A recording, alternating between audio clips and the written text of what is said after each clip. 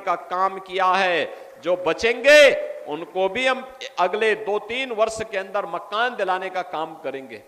आज थारू संस्कृति को पुनर्जीवित करने के लिए यहां पे हम लोगों ने एक म्यूजियम भी बनाया है। म्यूजियम के माध्यम से भी यहां को एक नई पहचान दिलाने का काम हो रहा है। बहनों और भाइयों, विकास के लिए पहले इन क्षेत्रों में आना अत्यंत दूभर था, आज बेहतर सड़क बनी है। आज आने के लिए बिजली सड़क है तो बिजली भी है। पहले लोग गड्ढों का पानी और तालाब का पानी पीते थे, आज पाइप पेयजल की स्कीम लागू हो रही है। हर घर तक नल पहुंचाया जा रहा है और नल से शुद्ध जल उपलब्ध करवाने का काम भी उपलब्ध करने का प्रयास हो रहा है। बहनों और भाइयों, आप याद करिए बलरामपुर जिले में लोग बोलते थे यहां विकास कभी नहीं होगा। मुझे कभी देवीपाटन मंदिर में आना होता था, मैं देख के ताज्जुब करता था कि अगर मैं गोरखपुर से चलता था तो भी मुझे 6 घंटे लगते थे। गोंडा से आता था तो गोंडा के रास्ते भी मुझे गोरखपुर से आना होता था तो भी बहनों और भाइयों मुझे 8 घंटे लगते थे। और अगर गोंडा में ट्रेन पे आ गया तब भी मुझे 4 घंटे देवीपाटन पहुंचने में लगते थे। आज के दिन पर मात्र 45 मिनट में मैं गोंडा से देवीपाटन मंदिर में आ जाता हूं। आज के दिन में गोरखपुर से मुझे मात्र 2.5 घंटे देवीपाटन मंदिर आने में लगते हैं। सड़कें अच्छी बन गई हैं। अब तो मां पाटेश्वरी के नाम पर बलरामपुर जिले में विश्वविद्यालय के निर्माण का कार्य भी आगे बढ़ चुका है। सरदेव अटल बिहारी वाजपेयी जी के नाम पे हम विश्वविद्यालय का निर्माण भी आपके जनपद में कर रहे हैं।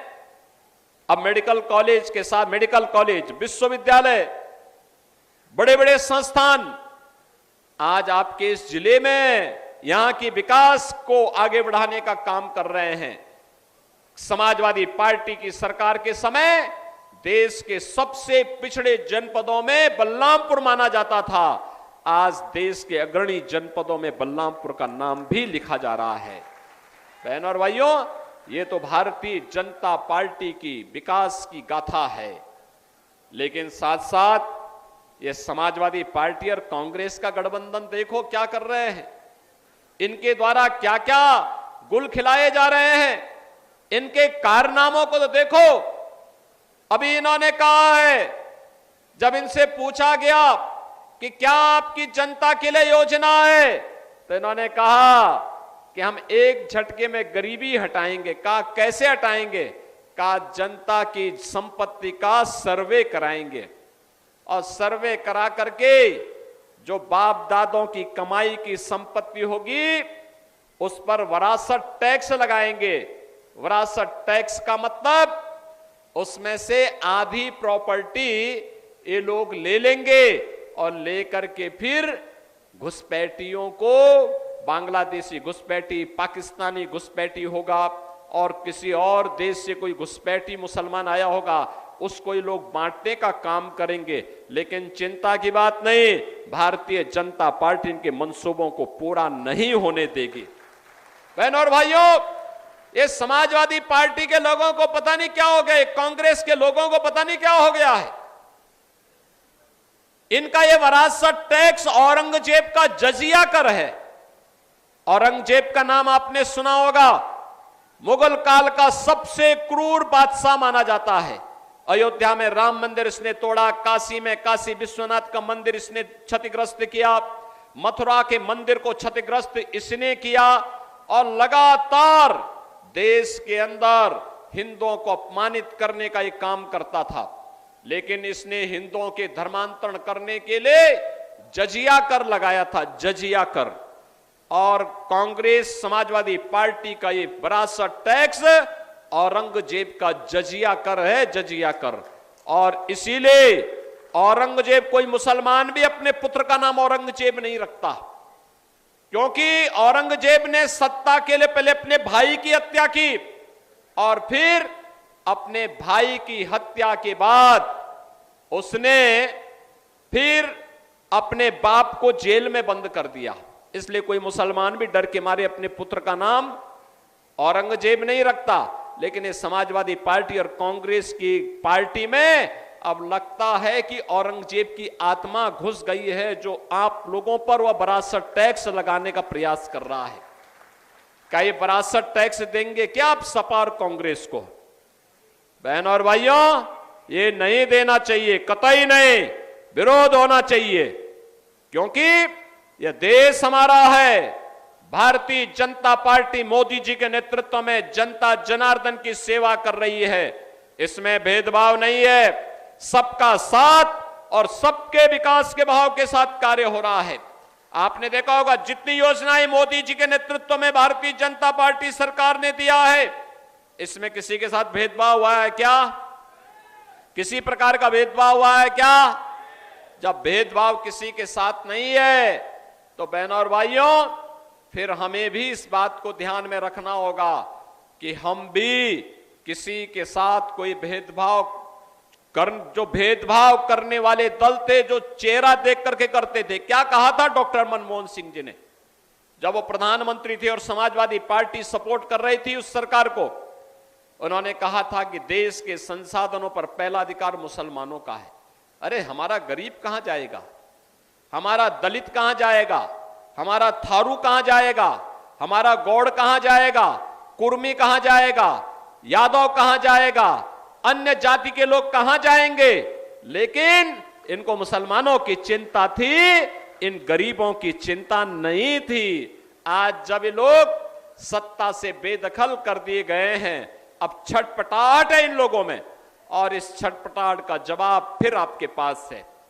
और जवाब आपके पास है। जिन लोगों ने आपको विकास के लिए तरसाया था, जिन लोगों ने पानी के लिए तरसाया था, जिन लोगों ने बलरामपुर को एक पिछड़ा जनपद बनाया था, अपने वोट से उनकी जमानत जब्त करने का काम आप करवाइए। करेंगे? करेंगे?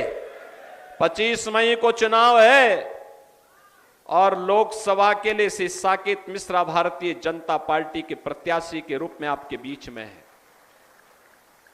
बहन और भाइयों, साकेत मिश्रा लोकसभा के लिए हैं और ये आपका शैलेश कुमार सिंह सैलू, ये आपके पूर्व विधायक हैं, उपचुनाव में फिर से आपके प्रत्याशी के रूप में आपके बीच में है। चुनाव जिता के भेजेंगे इन लोगों को? चुनाव जिता के भेजेंगे? देखो, 24 मई तक आप प्रचार कर सकते हैं। 24 मई तक, 25 मई को वोट होना है, वोट पोल करेंगे आप। 24 मई तक घर घर जाकर के जितने लोग यहां पे आए हैं, पूरी गैसड़ी विधानसभा क्षेत्र में गांव गांव जाकर के इन दोनों प्रत्याशियों के लिए लोकसभा में भी और विधानसभा में भी, क्या इनको जिताने के लिए हर घर में कमल खिलाने का काम करेंगे? करेंगे? घर घर जाएंगे, मोदी जी का संदेशा घर घर पहुंचाएंगे। एक ही काम करना है, प्रतिदिन जितने लोग आएंगे, जितने लोग यहां हाथ खड़ा करेंगे, वे बात नोट करें पहले। मैं अपील करूंगा कि वे प्रतिदिन 5 घरों में जाएं, घर के हर वयस्क मतदाता के पास जाकर के उससे कहेंगे कि देश की सुरक्षा के लिए, देश के सम्मान के लिए, विकास के लिए, गरीब कल्याण के लिए और आत्मनिर्भर और विकसित भारत के लिए मोदी जी फिर से प्रधानमंत्री बनने चाहिए। बोलेंगे ना? और मोदी जी को प्रधानमंत्री बनाने के लिए साकेत मिश्रा जी जब यहां से सांसद बनेंगे तब यह संभव होगा। बोलेंगे?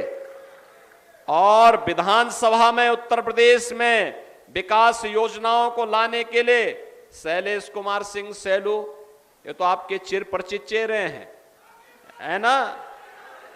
तो ये दोनों लोगों को विजयी बनाने का काम करेंगे, घर घर जाएंगे, विजयी बनाने का काम करेंगे।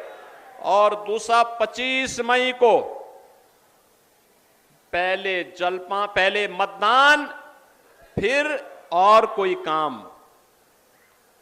क्या करेंगे? पहले मतदान, पहले जलपान नहीं, पहले मतदान फिर जलपान, तब और काम। ठीक है? ये 5 दिन का समय आप देश के लिए दीजिए, कमल खिलाने के लिए दीजिए। आपको आत्मनिर्भर और विकसित भारत का निर्माण मोदी जी बना करके देंगे। सहमत हैं? सभी लोग सहमत हैं? जहां तक मेरी आवाज जा रही है, दोनों हाथ उठा करके मेरे सामने बताओ। ये सड़क वाले लोग भी, बाहर भी जितने लोग खड़े हैं, वे सब लोग मुझे बताएं, क्या आप लोग करके दिखाएंगे? करके दिखाएंगे?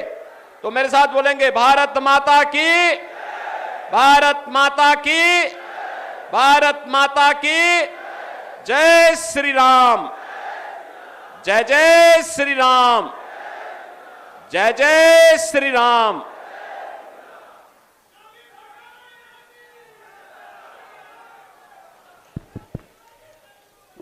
बहुत बहुत धन्यवाद आदरणीय महाराज जी। निश्चित ही आपके संबोधन से हम कार्यकर्ताओं में नया ऊर्जा का संचार हुआ है और आज हम सभी कार्यकर्ता यहाँ से संकल्प लेकर जाते हैं कि लोकसभा में अपने प्रत्याशी श्री साकेत मिश्रा जी को